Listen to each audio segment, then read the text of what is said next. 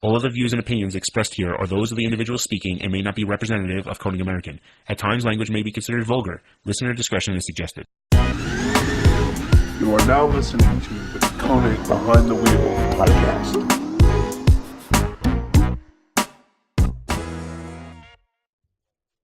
So anybody who's watching this podcast, there's probably one of a few reactions.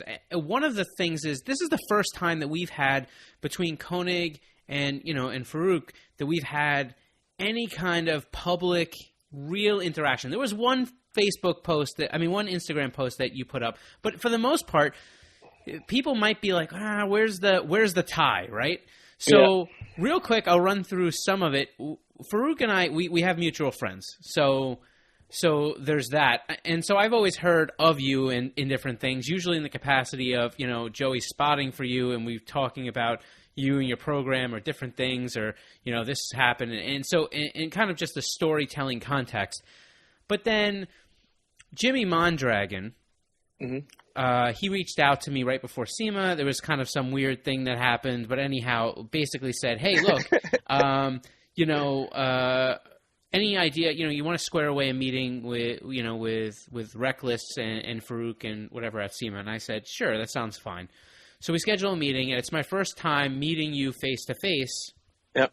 And, listen, regardless of what happened with Reckless, we can get into that a little bit later or whatever it is. But what I remember leaving with, besides the fact that, cool, it seems like a decent program or whatever, but was this feeling of, all right, look, Faruk's a good dude, you know what I mean? And he really cares about the industry and the community and super down to earth. And from kind of that point on, I was in that, as long as this program is reasonable and falls within our budget, this is a program I'll do because I think that when you find people that really care as much as you do about the industry and the community, if you don't support them, then you really don't care about the sport, right?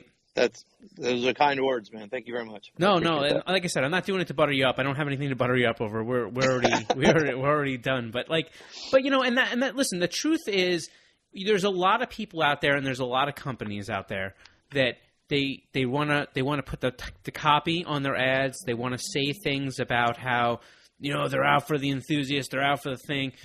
But then, where are they? Or do they support a team and they buy into a program and then 2 years after they're not really getting enough back from them, they leave and they walk away?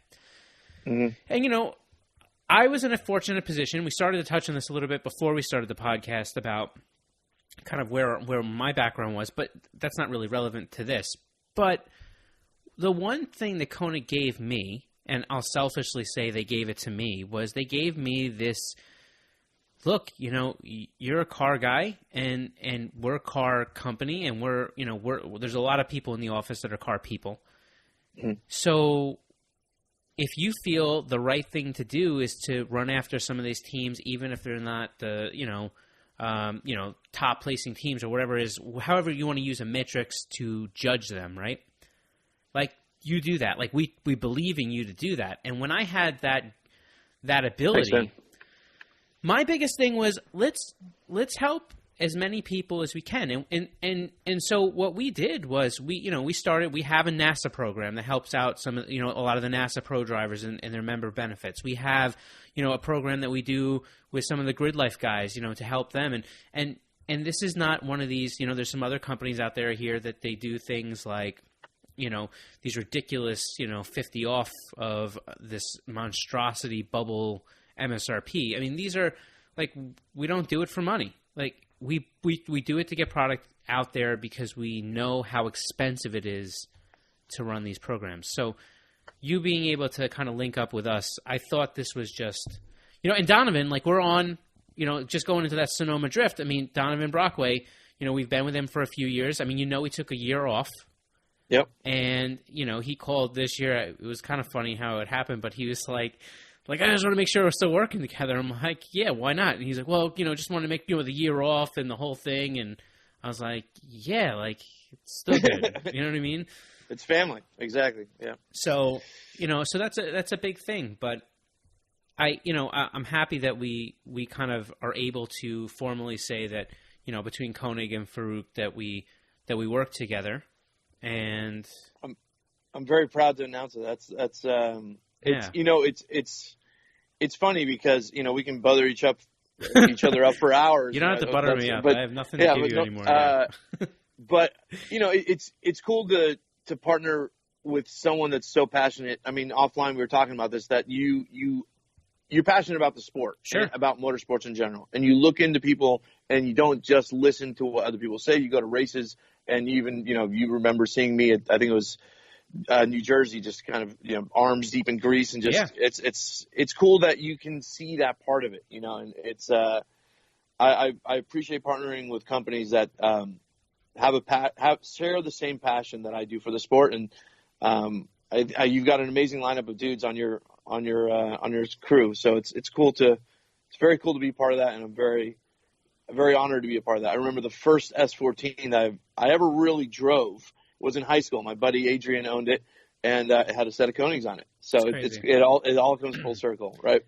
Yeah. Well, listen, I'll bring it full circle, and not that anybody cares, but so my first set of wheels were Konigs, right in high school, and this is not foreshadowing, but when I really went back, I was like, oh crap, they were my first set of wheels. So, the brand inherently has come to mean quite a great deal to me, because I think, one, there was that child entity, the childhood part where you kind of remember them. It's a little nostalgic there, and then the other part is I've been here for so long. I've been here for almost, a little over 13 years. So for me, I really do take this personally, and that's the thing. Like, sometimes people will be on Instagram and they'll get a shot back from Konig, like a little zing back, and it's kind of me saying, like, don't be a dick.